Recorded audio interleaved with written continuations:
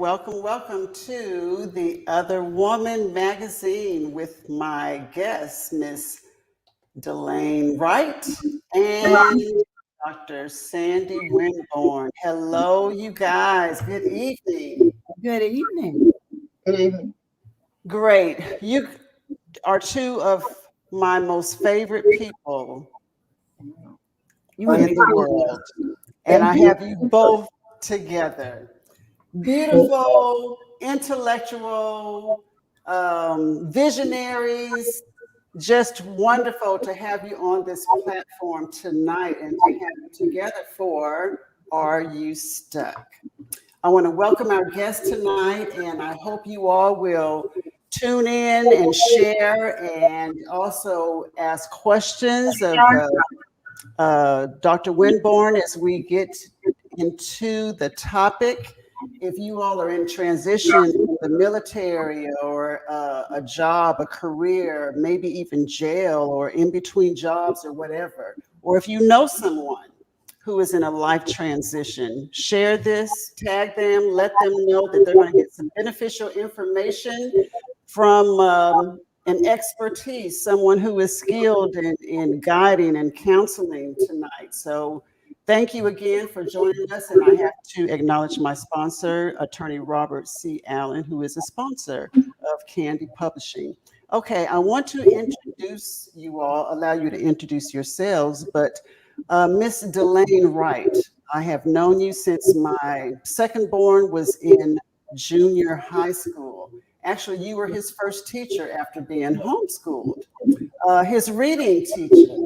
You poured into his life and you promoted Chunky Chips and got him on WEAR TV and the newspaper. And look at Chunky Chips now expanding, everything. So I want you to share a little bit about yourself, introduce yourself, and we're going to start with you. We're going to jump right in. Share your story of, I'm going to let you share. You go right ahead. Real quickly, I'm Delane Wright. I served 14 years in the Navy, 3 years in the Army for a total of 20 years active duty service. When I retired, returned to Pensacola, Florida, I heard this expression of the achievement gap. I never heard of such a thing. And what it is that historically, when you take standardized tests from third grade, even on to postgraduate school, actually, Black kids tend to form remarkably below white kids. And there was this one gentleman who wrote a book called The Bell Curve. He was advancing this idea that Black children perform lower because they were innately less than. And so I became a teacher because I wanted to address that. And I guess I'll talk about my philosophy of education later on as it gets through. But that's what brings me here. My idea is that education is supposed to give children the tools to create and realize their vision instead of adults telling them what their vision should be and giving them marching orders. So teaching is your passion. You're an educator, not just in the school system, but in life. So, That's a good point. I think I've been an educator since I was old enough to share a thought. I love, craved learning. And I'm a teacher because when I was in the Navy, as a hospital corpsman, I was sharing some information with one of my coworkers. She said, "You need to be a teacher because you like to teach." Now, maybe she was telling me, "Want to go share your info somewhere else?" I don't know. But she put that seed in my mind. So, yeah, we're all teachers. we're all teachers. We're all So, why did you why did you choose to walk out of the structured setting of school, the school system, and share a little bit about that? That was,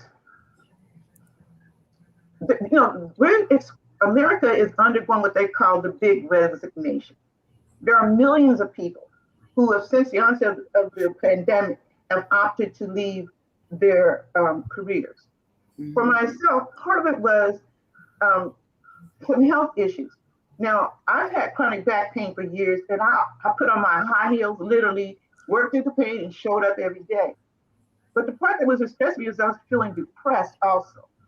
And I was finding myself almost blaming the students for not doing what I expected, whatever. But that was my notice to me, no, something is wrong with me. If I don't like what's going on in my life, I cannot try to manipulate the externals. I need to look within.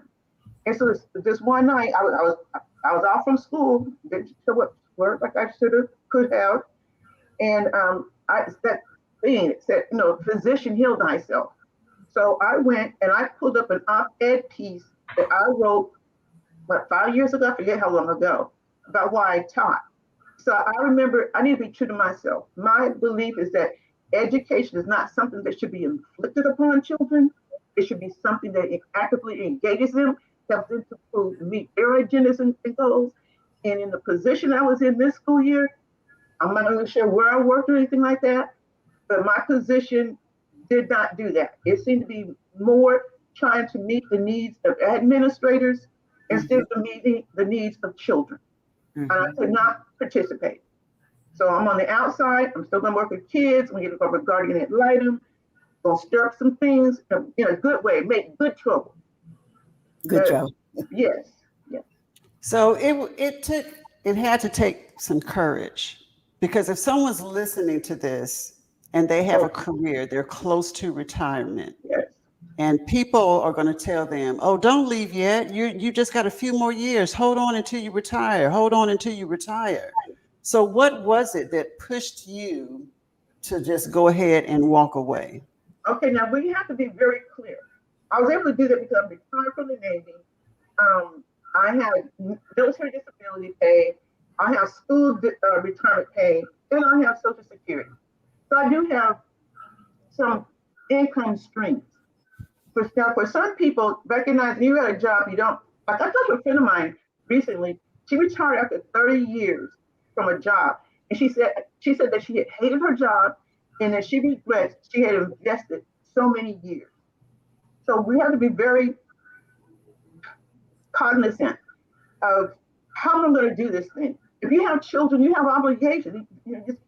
So let's say, for example, you're at a job that you do not particularly care for, and you have a vision, but you also have responsibilities.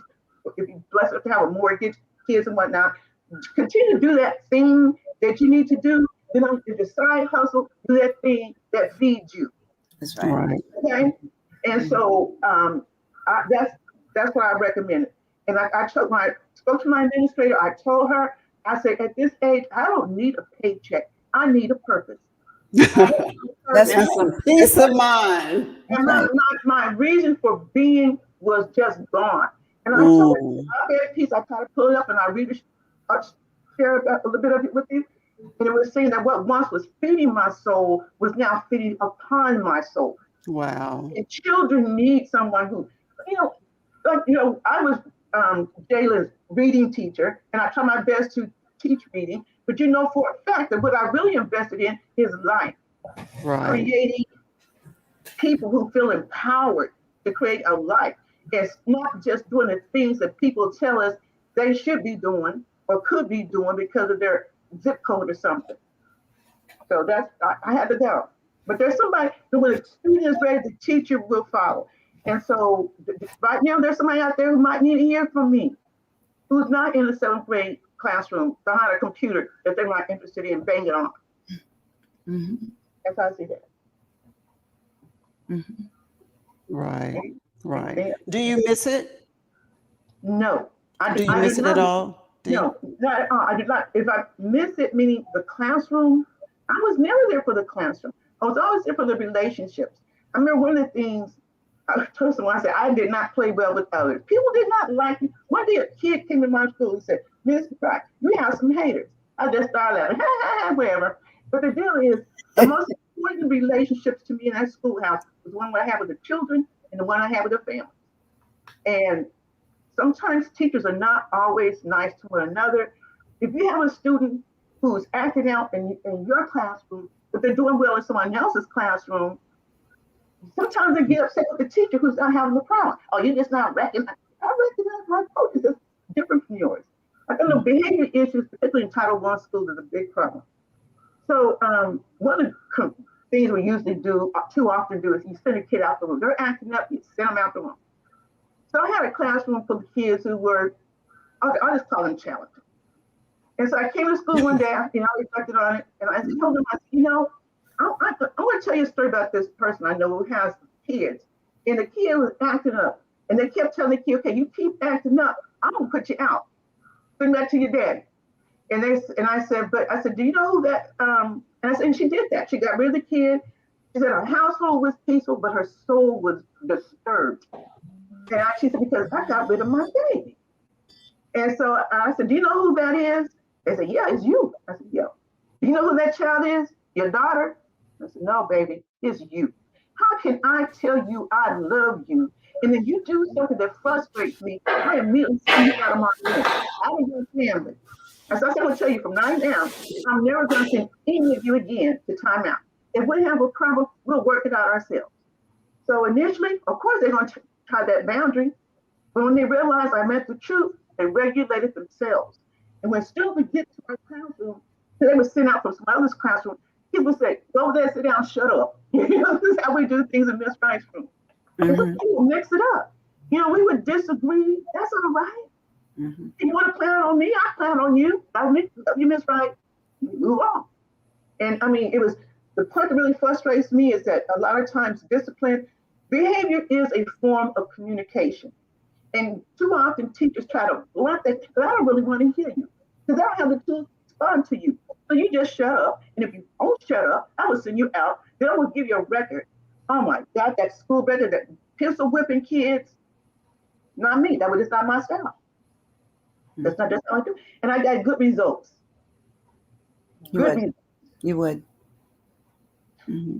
I'm talking about, when I have a chance, I'll share with you the stories. Making meaningful differences in children's, empowering kids. That's what education is about. I share one more thing with you really quick. They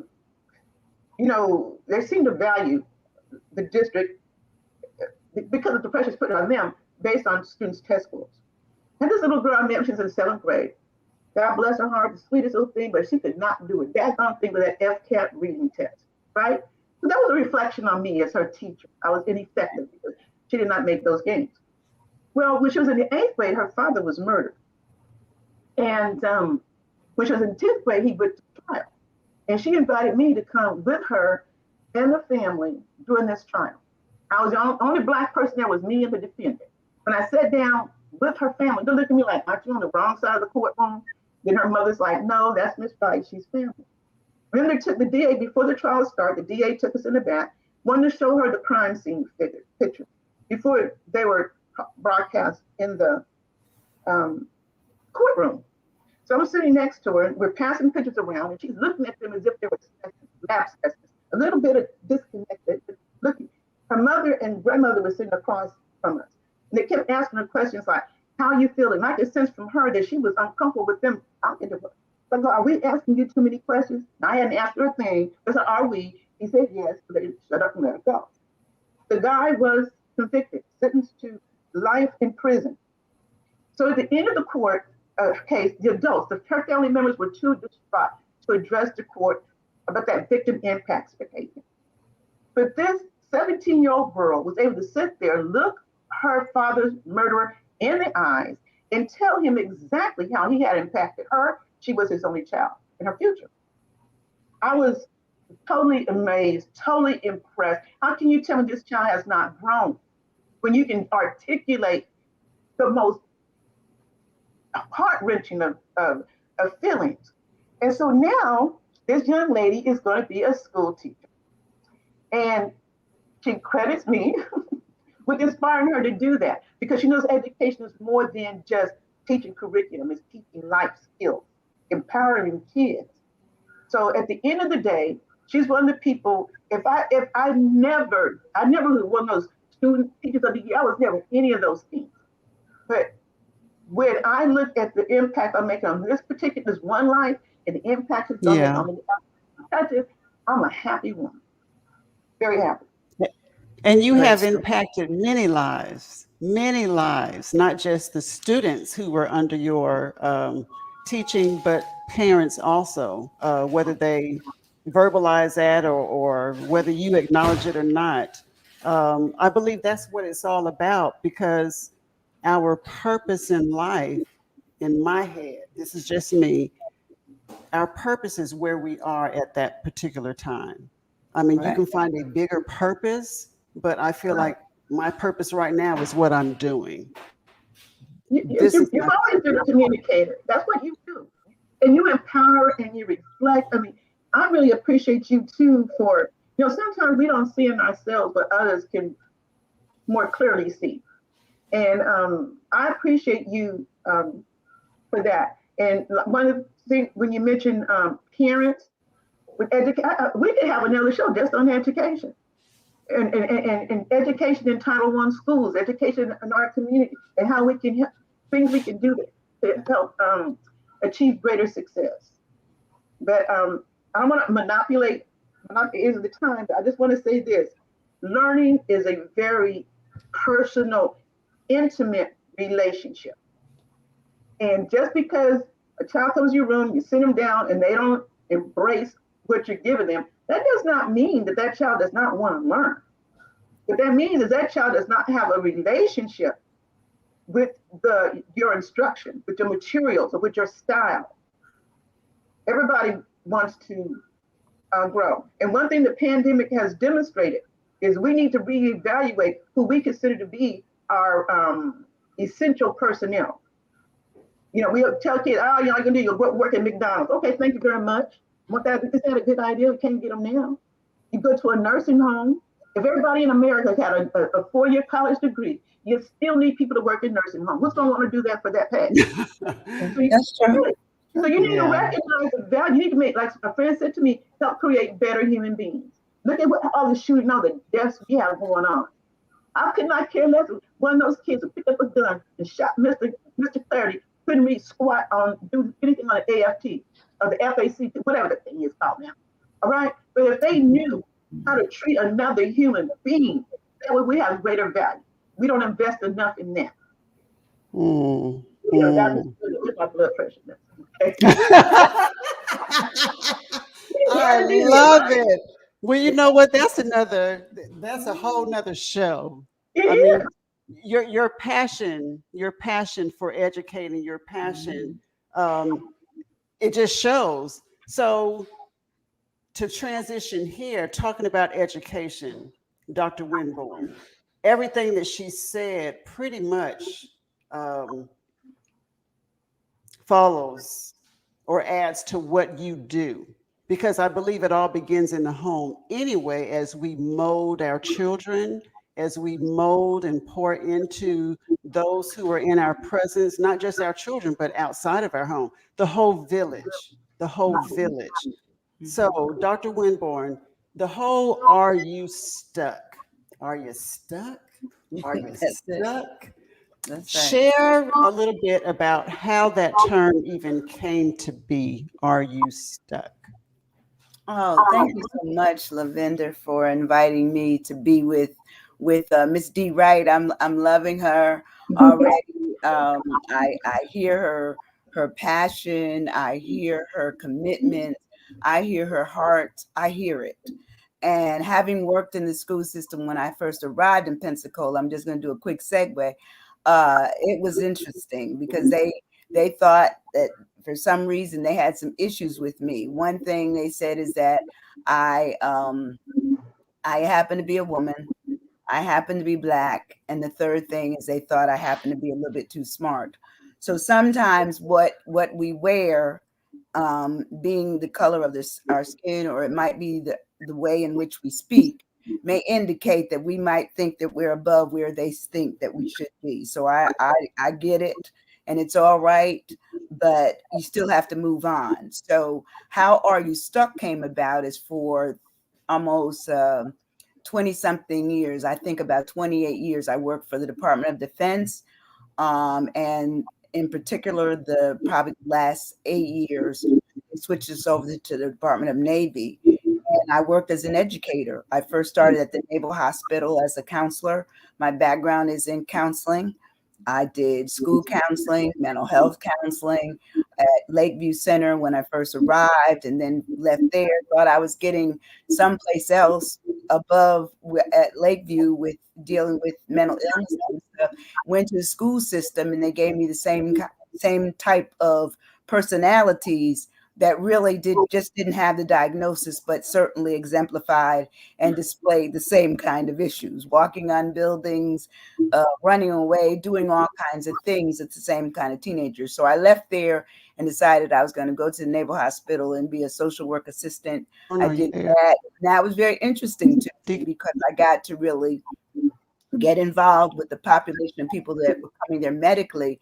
But because everyone knew my background, they also gave me the leeway to do some other stuff. So I was involved in the discharge planning process of people getting out the hospital. And all of it was on what I would call the curve of education, meeting some of the things that might require medications or certainly counseling.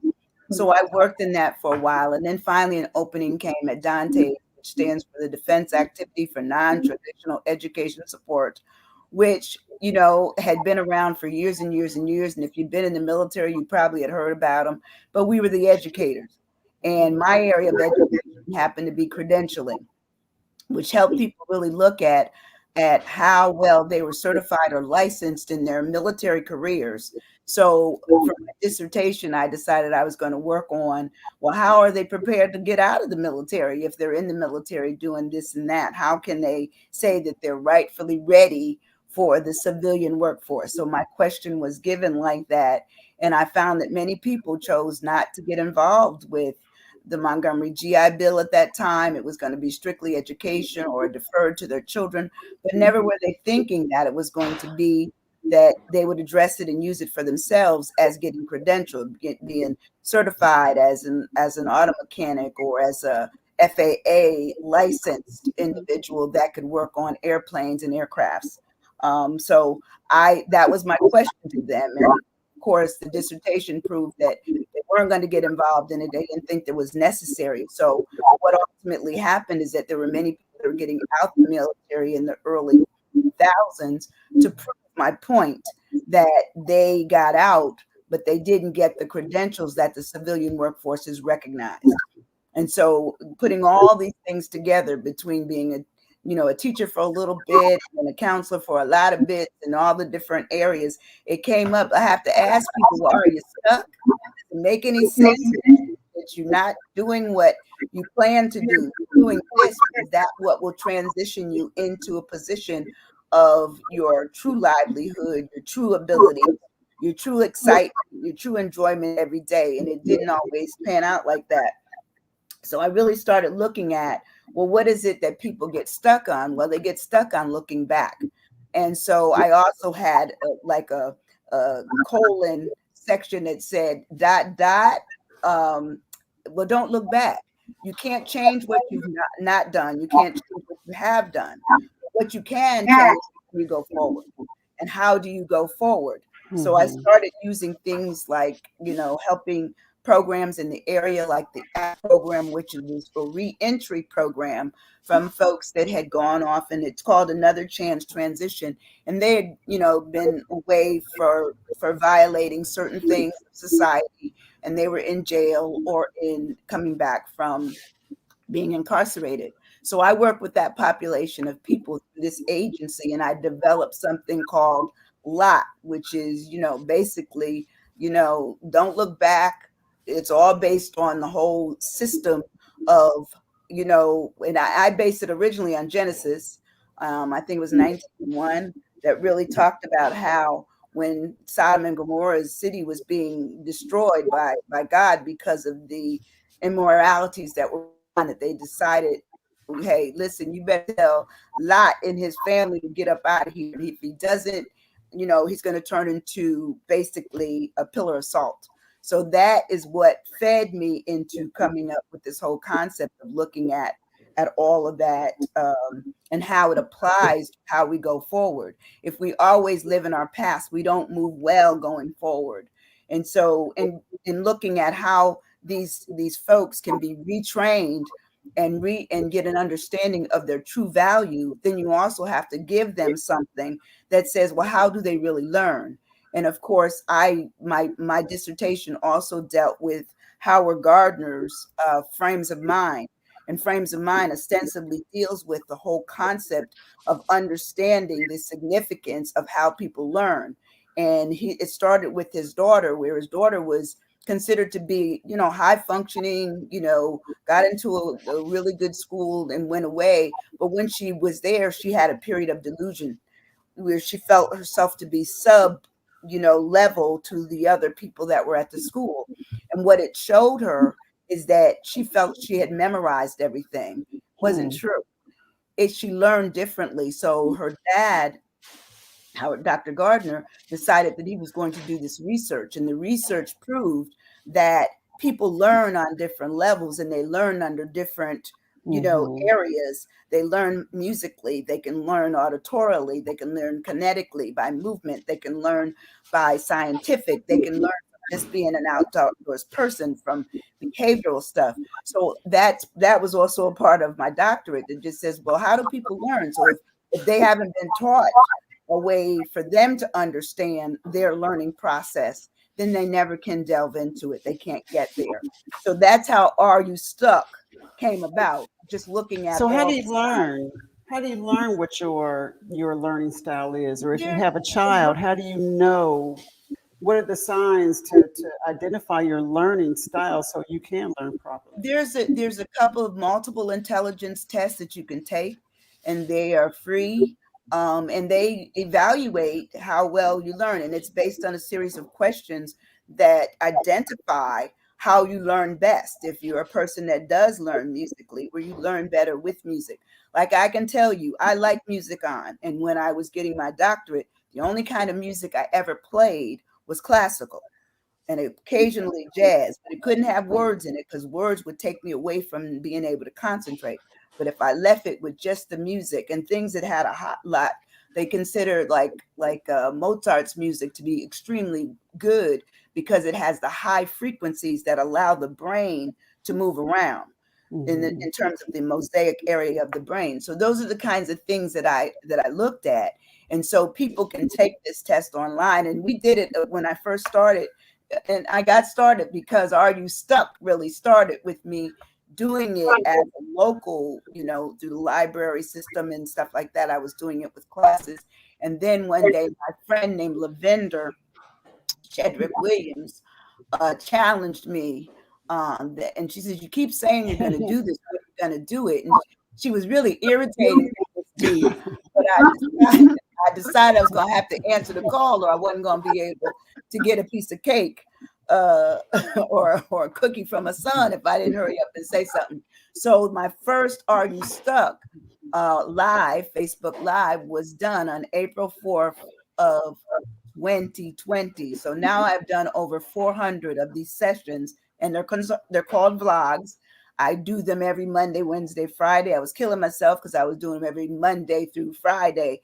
And it was just too much work because every one of these, I research whatever word, and I make the word be a way for us to take any word and reconstruct it for a meaning, a personal meaning. Just getting to what you said, Ms. D, getting the personal meaning to change what somebody used to say to you, how they criticized you, how they felt that you were less than what you are, how that they felt that you couldn't do anything going forward. And they took all this and left it with you where it left you stuck and left you looking back and not forward. So when you hear those words, you would basically recant, recalibrate, and reinvigorate the ugliness of what the word did, such as if they're a bad word, or if they're a naughty word, or if they're an ugly word like cows or whatever they called, or even the N-word. It didn't matter what it was. But it's how we got has a question on looking back instead of forward. Let me interject something here. First of all, you're talking about the multiple intelligence, and you want to know how we can do that. That's one of the things that teachers, the majority of teachers, do that at the beginning of the school year. We get evaluated on how well we know our students individually. So you even go online, print out something. The classroom teacher should be doing that. That's one thing. And then when you're talking about those words that can be wounding and restrictive, One of the things I do in my classroom or had done is called I do not agree. I have the students sit down on a large little thing of sticky note and to write down all the negative things, words, scripted words or sayings that they may have heard that they thought, boom, you look just like your daddy. You could be no better than your mom, whatever. So they wrote all that down. They did not share it. Then they took those words and they tore the pieces of paper up in itty bitty pieces. And our first and perhaps only field trip was we're going to go to the dumpster. We walk out there to the dumpster, and then you silently or out loud, you say, I do not agree. And you throw that mess in the trash. And look, I do not agree. And then we come in, and then we take our fingers and we trace our fingers. And on each of those fingers, you would write something positive, an affirmation about yourself. And then we cut out those fingers, and we would interlock them on the bulletin board, because together we can help one another achieve our dreams. And that was one of the things, we could not use negative words for ourselves, for our classmates. Words are healing. And there's this Japanese doctor that did some research, I love it, on the power of words, how words impact Right. water. And so that we did. We had my students, my class, they took out 3x5 cards, and a mother donated a bunch of cards, someone else donated a bunch of paper clips, and they would write positive words or phrases on their shirts and wear them. And then other kids would come up, well, what are you doing? Why are you wearing this? And they tell them why. Then the kids go, well, I want one. And then they start tagging the school with 3x5 cards with positive words. And the thing that was amazing is kids did not take those words down. Children need to hear positive words. And oftentimes school is the last place that they get what they need. Right. But children also become adults. Yes. Children become adults. So you can be stuck. You can be stuck in your youthfulness, but you can also be stuck as adults. And so I've dealt with both of them. And now, what do you mean by stuck as adults? Because that's an interesting thought also. I mean, children can be stuck as adults because some of these kids, children can be stuck as children because they're children. And if people have told them things that are negative or that have basically turned them backwards, meaning that they don't believe that the system is there for them or the support is there for them. And sometimes their homes basically imply that they don't have all the support in the home. So I understand exactly what you're talking about, that if they get to the school and the school can't offer something that is more reflective of what good behavior and good acceptance and appreciativeness and kindness and love, then, and I know it for a fact that's how I was always. I came from a nurturing home, but my mother didn't know what the school knew. And one particular counselor took great pride in me. And basically, after my father died, they were there. All those people were there to say, this young lady has a future. This one young lady is. So sometimes the reason they don't have the tools is because they've not been exposed to the tools. Right. And that's so what are the tools that they would learn best from? What if you're in an environment where you're not going to be exposed to affirmations and positivity? How would a person get unstuck if they've been fed a bunch of negative words all of their life and they won't get the exposure that we had? How do you get unstuck from that? Yeah, part of that has to do with, there's two-pronged. One is exposure.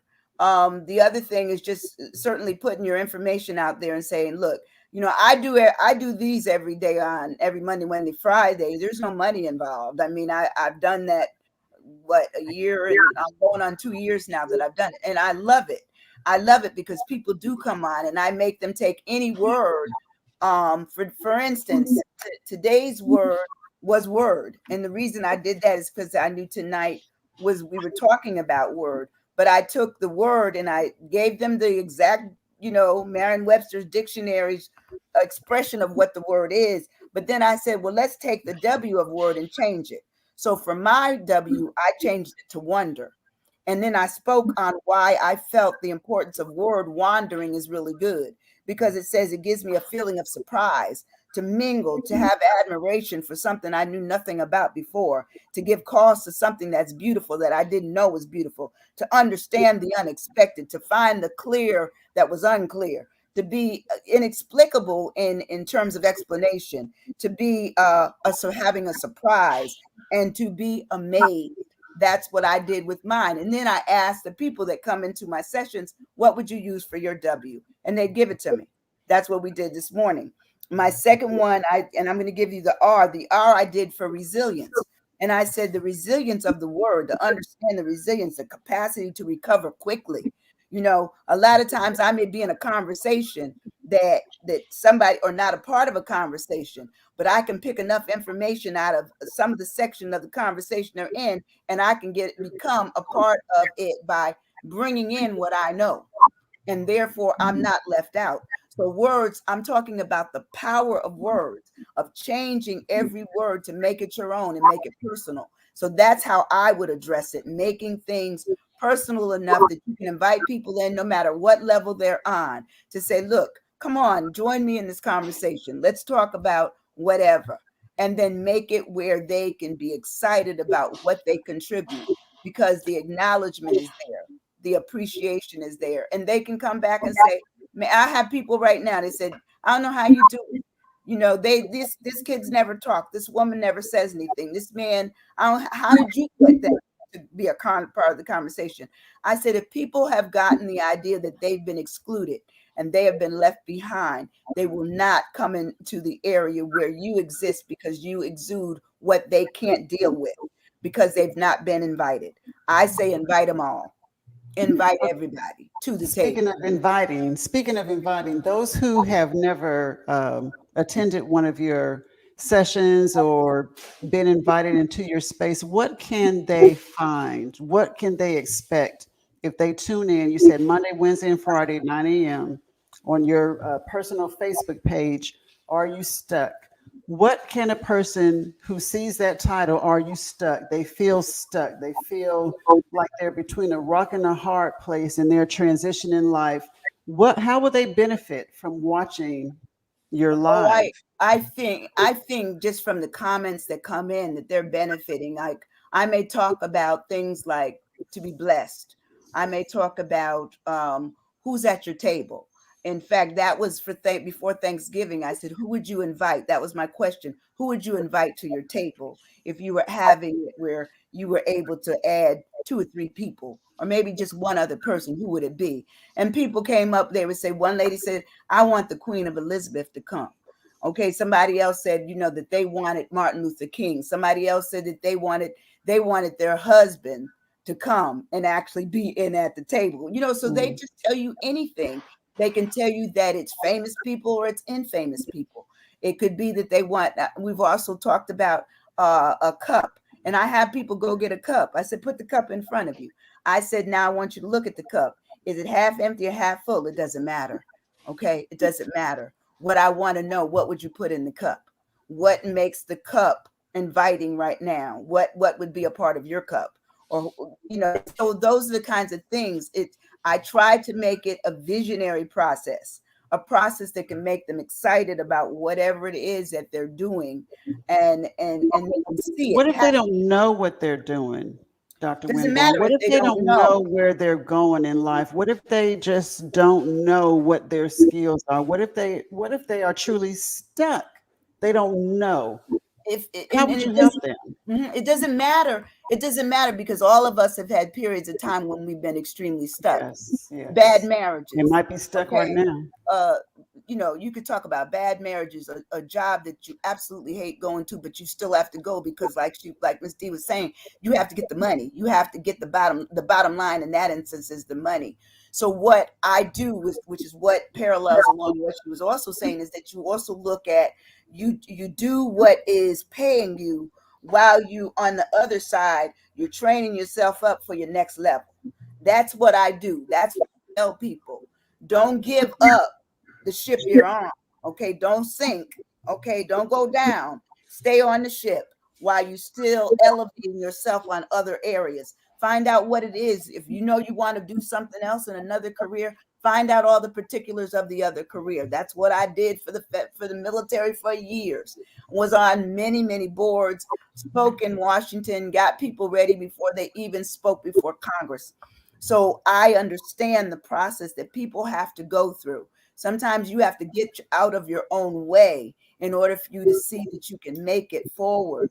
But if you keep allowing other people to get in the middle of your discussion with yourself, you cannot have a good discussion. It will not happen. It won't happen. It will be that you've just, once again, listen to somebody else, make plans for you. I say make your own plans. Determine what you're doing. A different perspective is the thing they will get with her show. Oh, I won. I love it. I didn't pay him for that, but he wrote that, and thank you. That's my buddy. But he didn't. I didn't tell him to write that. That's pretty cool. But I get excited about it. I love it. It's something that was God given. I can go through something today, go to bed with something that I've already written, and wake up at 3:00 in the morning. God gave me something else, and I'll write something else out.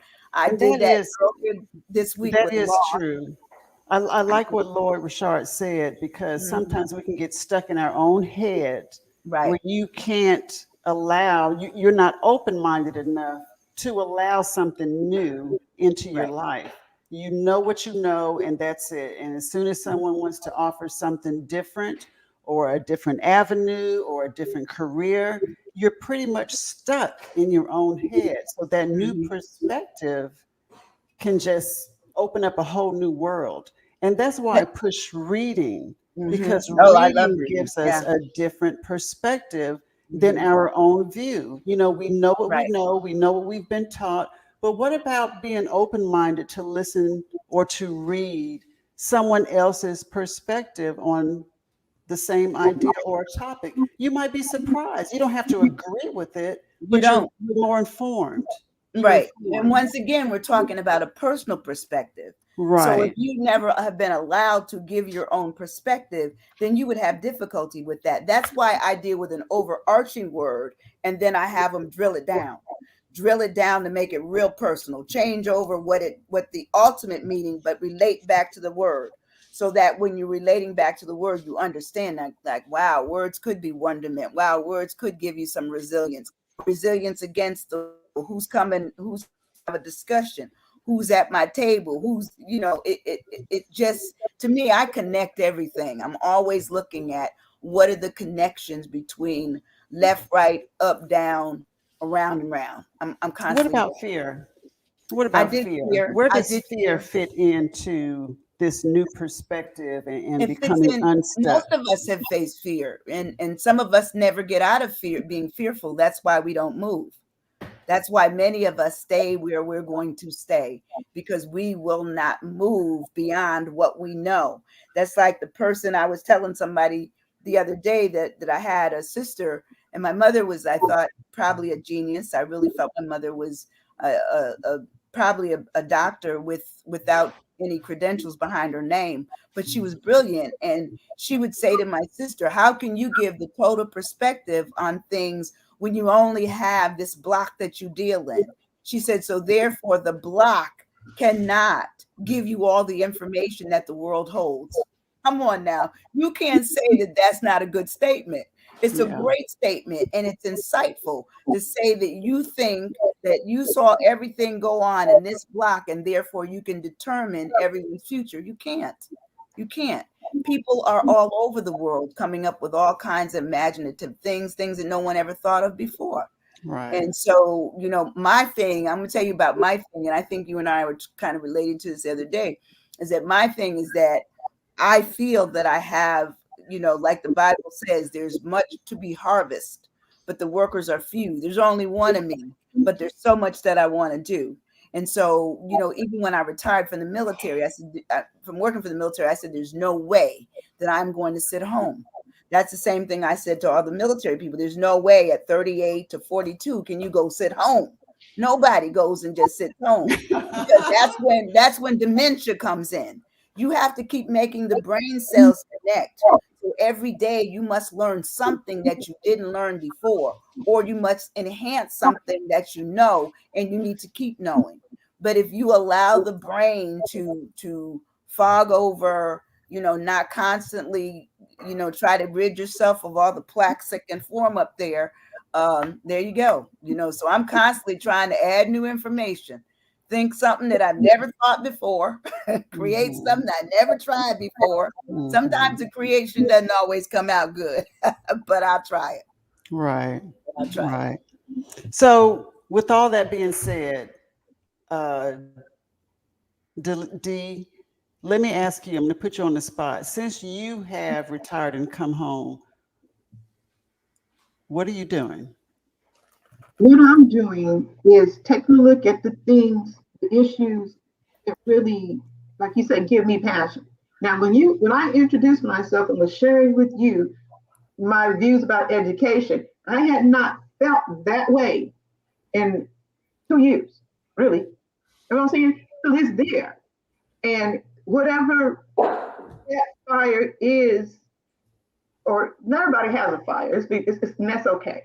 But for me, it's imperative that I remain involved with empowering students and families. And when you mention about fear, a lot of things, there's only two emotions, love and fear. Love and fear. When someone's angry, there's fear behind it. And so my intention is I encounter someone's angry. I'm going to what's the nature of your fear, and then I'll address it from there, and not deal with the appearances. And most of us, we only know of ourselves what we have been told or what we've experienced. Now, if I had lived my life based solely upon what I've been told, or what I had experienced, I might think that being a Black and female is less than capable. But I take that back, because my mother, she always impressed upon us, her daughters, that we could do whatever we were willing to work to do.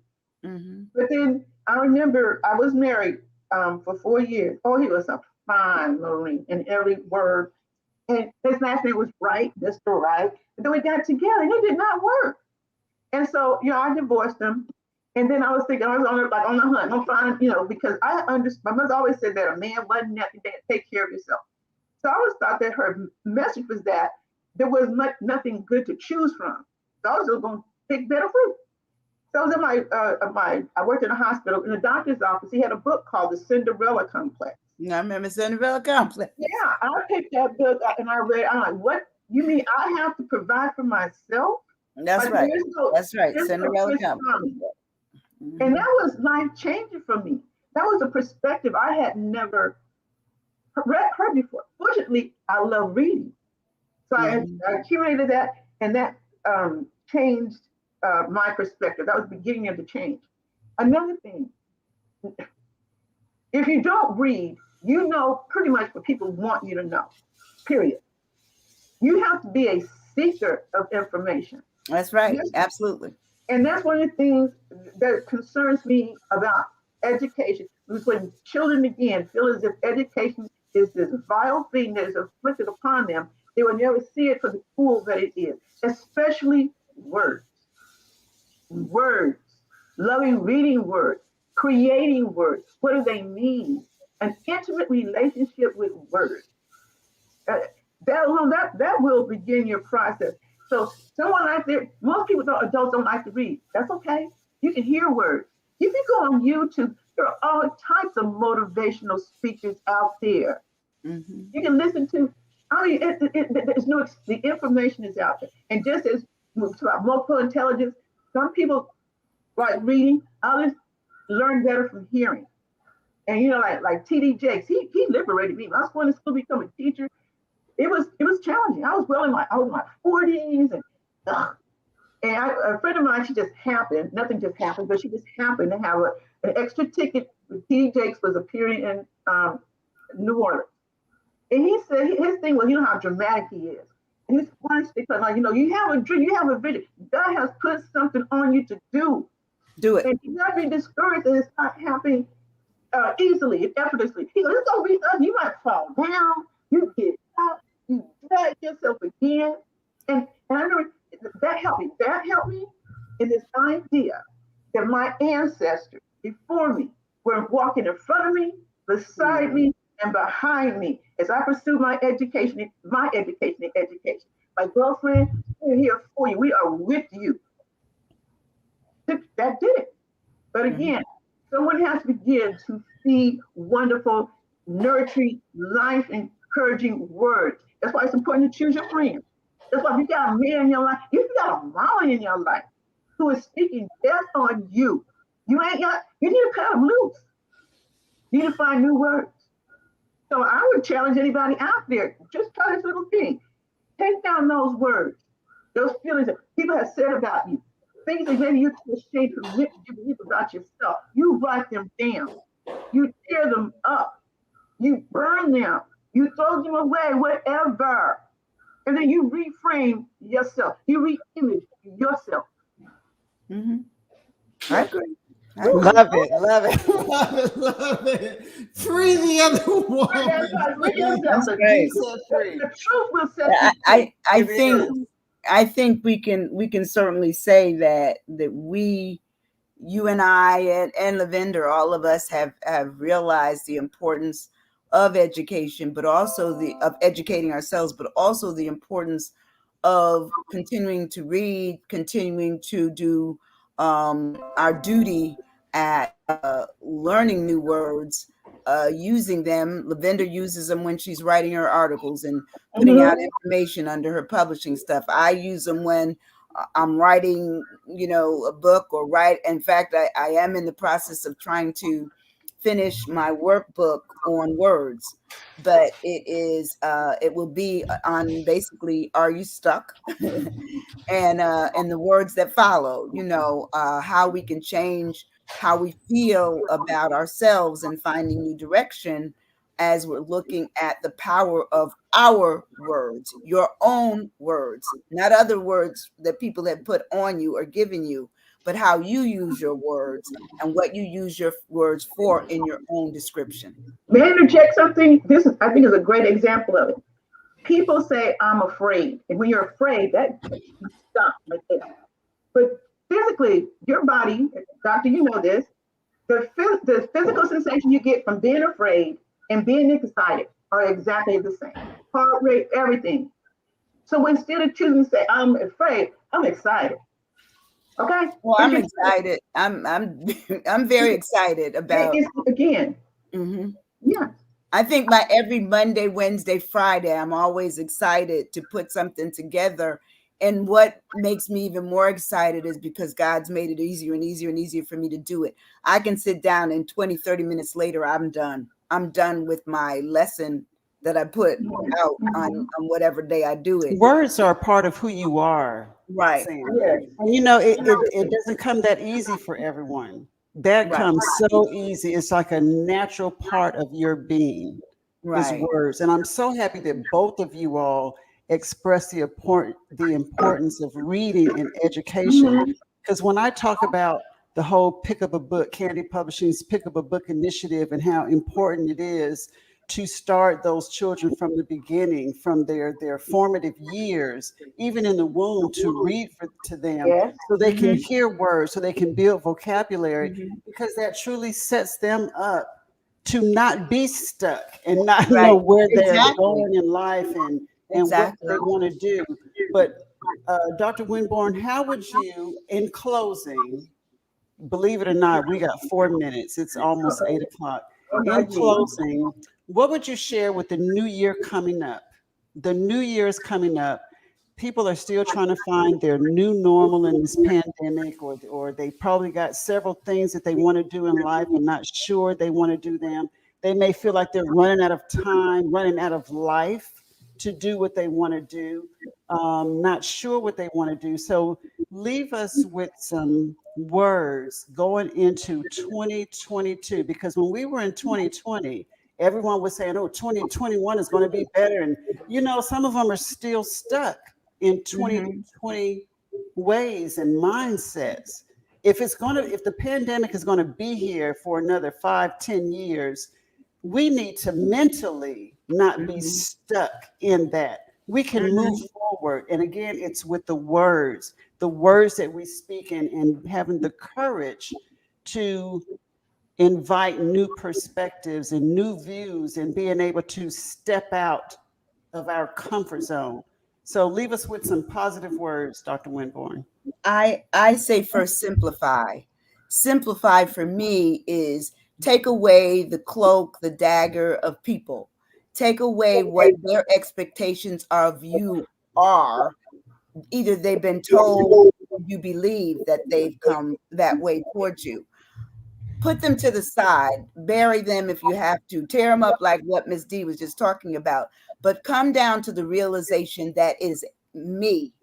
Me is only two letters, M and E. Figure out how you can use me in such a way that you are requesting only of yourself your direction. You're not asking anybody else where to go. You're not asking anybody else what to do. You can come Monday, Wednesday, Friday for free on Facebook Live and listen to what I give you in terms of just saying, just taking a word and revamping it totally to making it a personalization of the new me. The old me, and I mean, I've already heard from some people, they've made some changes in their lives. They've gone back. Some people have gone back to school. I have several people that are back, they're working on their doctorates. They're doing things that they see change, and they're positive changes. And to me, a word is a part of a sentence. The sentence can form a paper. A paper can form a book. A book can be a doctorate, can be a master's thesis, can be you, can be on the best time setter list. Okay, that's what I say. Do you or me? It's a personal thing. So Are You Stuck, Monday, Wednesday, and Friday. It's free on your Facebook page. Now you do offer, or do you, one-on-one? There's a fee for one-on-one, a There little is a bit more fee, in depth, correct? right? There is a fee for one-on-one because I am also a counselor. Those are my middle degrees. So I do use them. I use them on the academic side. I never wanted to be so clinical that I wanted to sign out medicines or try to get people to take, behavior modification. If you have those kinds of things going on, I want you to go to somebody else because I used to bring that stuff home with me every night and I don't want to do that anymore. But if it's academic, I got you. If it's social, I got you. If it's personal, I got you. I got you. So yes, come and we can work on it one-on-one. And I do charge for those. We'll work out a plan, but I can also make it fun. So every time you see me, you can say, wow, it's Doc. We're going to have some fun today. Because we just do that. That's what we do. We want you to just come on down and be you. I'm going to bring me and I want you to bring yourself. And I speak from experience. I have had one-on-one with Dr. Winborn several sessions, and you will learn some new things about yourself that you probably weren't aware of, or maybe she will reaffirm some things that you thought were there but weren't sure were there. So many layers of our life, so many layers of our personality, and that one-on-one to help someone guide you on your path, on your journey. She's not going to tell you where to go. She's going to enlighten you. Encourage. Enlighten you, and just like the light bulb will come on and say, you know what? You're right. I did a lot of this, or I like doing this, and but it takes that courage. So once she opens the door, you have to have the courage to walk through the door. Right. It's one thing my father told me. He said, it's a whole world out there for you. So I've never been limited to what I could do, even though he preached, pick up a book, pick up a book. That seems to be what I enjoy doing. But books invite adventure, they invite new worlds, they invite, again, new perspectives. So that's good. So I encourage you all to tune in. She calls it her space.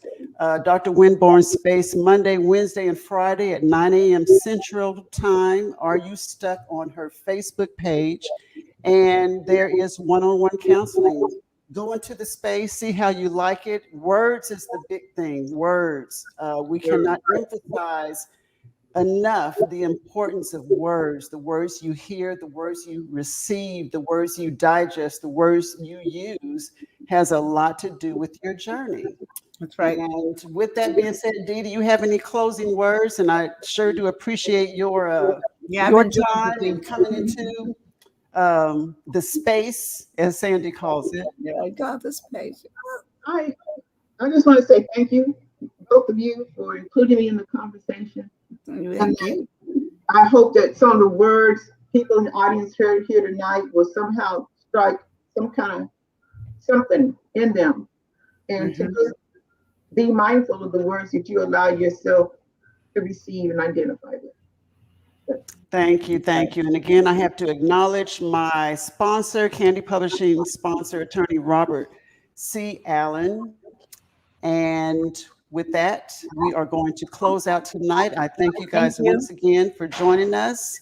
And again, tune in, you're invited to her space. Are You Stuck?